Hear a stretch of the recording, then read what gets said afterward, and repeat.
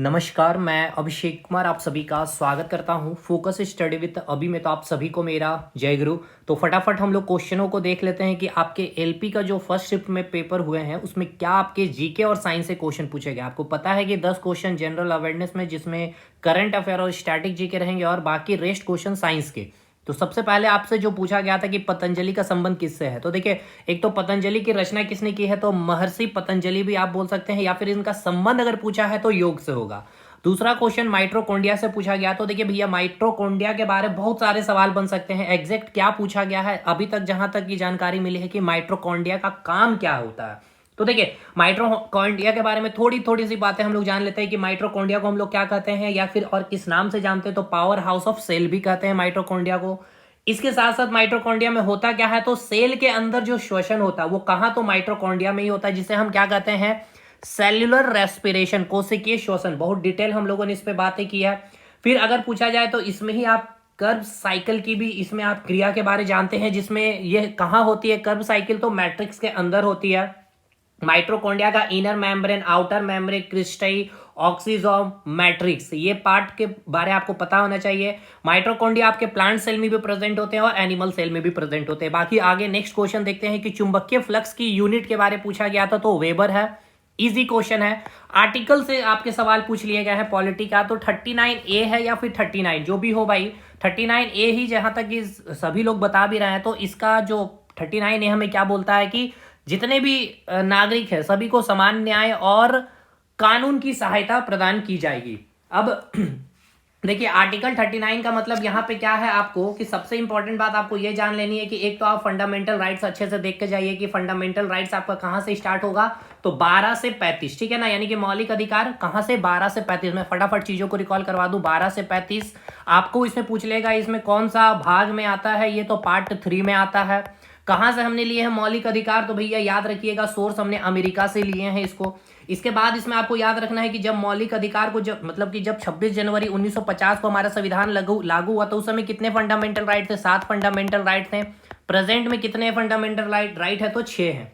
ठीक है मेरे भाई। और कौन सा सातवें में, यानी कि 7 से 6 हुआ, जिसमें से एक हटाया था, वो कौन सा था, आर्टिकल 31 था। ये भी बहुत बार पूछता है। राइट टू प्रॉपर्टी, यानी कि संपत्ति का अधिकार। उसके बाद पहला फंडामेंटल राइट क्या है, राइट टू इक्वलिटी, समानता का अधिकार। आर्टिकल कब से, 14 से 18 तक। फिर हम लोग 19 से 22 में जो आर्टिकल हम लोग देखते हैं, उसमें हम लोग कौन सा फंडामेंटल राइट की बात करते हैं, स्वतंत्रता का अधिकार, यानी कि राइट टू फ्रीडम की बात करते हैं। 23 से 24 हम लोग बात करते हैं राइट अगेंस्ट एक्सप्लॉइटेशन, यानी कि शोषण के विरुद्ध अधिकार। 25 से 28 हम लोग बात करते हैं फ्रीडम ऑफ रिलीजन, यानी कि धार्मिक स्वतंत्रता हमें मिलनी चाहिए। और इसके बाद आपका आर्टिकल 32 बात करता है राइट टू कॉन्स्टिट्यूशनल रेमेडीज, यानी कि संवैधानिक उपचारों का अधिकार। बाकी आप देख लेंगे और भी चीजों को।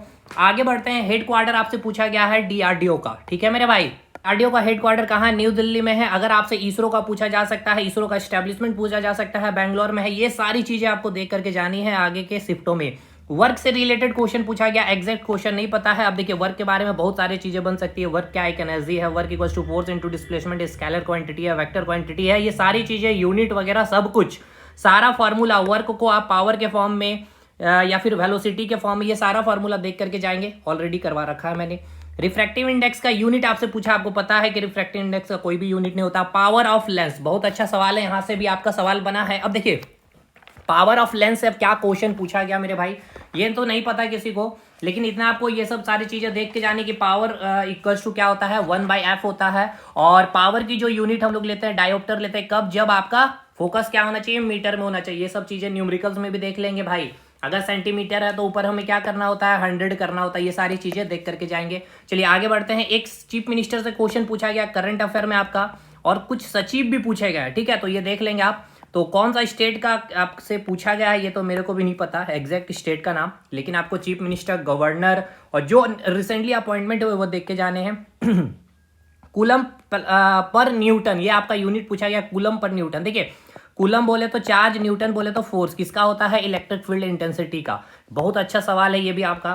प्लम पुडिंग मॉडल किसने दिया, जे थॉमसन, इजी सवाल है। फेस्टिवल पूछ लिया गया था आपका, ये तो बिहू का। देखिए, नाटो का फुल फॉर्म पूछा गया तो क्या है, उत्तरी अटलांटिक ट्रीटी ऑर्गेनाइजेशन, ठीक है। अब आपको नाटो के बारे में भी सारा चीज आपको नाटो के बारे में देख करके जाना होगा। तो मैं देखिए नाटो तो देख करके जाना ही है, इसके अलावा जितनी इंटरनेशनल ऑर्गेनाइजेशन है, खास करके अंतर्राष्ट्रीय संस्था के द्वारा बनाए गए सारे संगठन, इंटरनेशनल लेवल ऑर्गेनाइजेशन हो गया, आपका वर्ल्ड हेल्थ ऑर्गेनाइजेशन हो गया, WTO हो गया, गेट हो गया, ये सारा देख के जाना भैया। देखिए नाटो का स्टैब्लिशमेंट 1949 में हुआ था। उसके बाद इसका हेडक्वार्टर कहाँ है? बेल्जियम में है। ब्रसल्स में कितने मेंबर है? 32 देश है। रिसेंटली ज्वाइन करने वाला कंट्री का नाम स्वीडन है। इसके सेक्रेटरी सचिव कौन है? तो जेंस स्टोल्टेनबर्ग है। और इसका समिट 2023 का कहाँ हुआ है? लिथुआनिया में हुआ है। एक सैन्य गठबंधन है। ऑफिशियल लैंग्वेज इंग्लिश और फ्रेंच है। ये सब याद रखना है। यूक्रेन इसका सदस्य नहीं है, ये पॉइंट याद रखेंगे। किडनी का यूनिट पूछा गया था, इजी क्वेश्चन है, नेफ्रॉन है। स्नेल्स लॉ के बारे में देखिए क्या क्वेश्चन एग्जैक्ट नहीं पता, mu equals to sine i upon sine r. तो देखिए इसमें तो बहुत सारे क्वेश्चन बनेंगे। एग्जैक्ट क्वेश्चन क्या है वो थोड़े देर के बाद मैं आपको बतला दूंगा। जैसे कि कोल प्रोडक्शन पूछा जाएगा तो वर्ल्ड में चाइना है। Current density J equals to क्या होता है? आई अपन ए, ठीक है ना, सॉरी एरिया, मतलब ए बोले तो एरिया। करंट का यूनिट क्या हो गया? एम्पियर हो गया। एरिया का यूनिट क्या हो गया? मीटर स्क्वायर है। अब इसमें अभी आपको और भी चीजें पूछा जा सकता है कि इस कैसी क्वांटिटी है? वेक्टर क्वांटिटी है। वेक्टर को मैग्नीट्यूड, डायरेक्शन और अपना वेक्टर लॉ को भी ये फॉलो करती है। ये सारी चीजें देख करके जाना है आपको भाई, ठीक है ना। तो करंट डेंसिटी हो गया। इसके बाद एक नेशनल पार्क से आपको क्वेश्चन पूछा गया है, Salim Ali national park, Jammu and Kashmir है।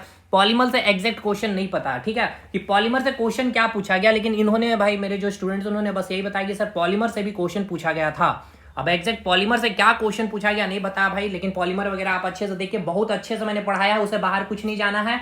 एक दो बातें मैं बता दूं, अगर आपसे ये पूछ लिया जाएगा पॉलीथीन का मोनोमर क्या होता है, तो आप याद रखिएगा इथीन होता है, ठीक है, मैं लिखते चल रहा हूँ। पॉलीमर का मोनोमर क्या होता है? इथीन। मोनोमर मतलब क्या है? पॉलीमर क्या होता है? दो प्रकार से हम लोग डेली लाइफ में यूज करते हैं, एक प्लास्टिक के फॉर्म में, फाइबर के रूप में। याद आ रहा होगा सारी बातें।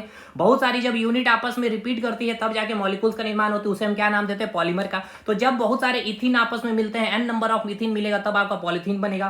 पीवीसी में आपको याद रखना विनाइल क्लोराइड। पॉलीस्टाइरिन में याद रखना स्टाइरिन याद रखना है। एक्रिक आइलैंड में मिथाइलेट होता है, एकदम याद करके जाइएगा। टेफ्लॉन में क्या होता है? टेट्राफ्लोरो इथिन होता है। पैन का अगर पूछिए यानी कि पॉली एकाइलो नाइट्राइड में एकाइलो नाइट्राइड मोनोमर होता है। पॉलिस्टर में फिनॉल प्लस फॉर्मल्डिहाइड। देखिए ये सब चारों मैं एक सेपरेट वीडियो लाऊंगा रात तक, ताकि नेक्स्ट कल जिनका भी वीडियो क्लास होगा वो उस वीडियो से काफी लाभ ले पाएंगे। अभी फटाफट मैंने बस आपको रिकॉल करवा दिया। मेलामाइन पूछेगा भाई, फॉर्मल्डिहाइड याद रखना है, मोनोमर, ठीक है ना, ये सारी चीजें। चलिए भाई दैट्स ऑल, ये सारे क्वेश्चन आपके अभी पूछे गए हैं जो मेरे को मिले भाई, आप यहां से करके जाएंगे।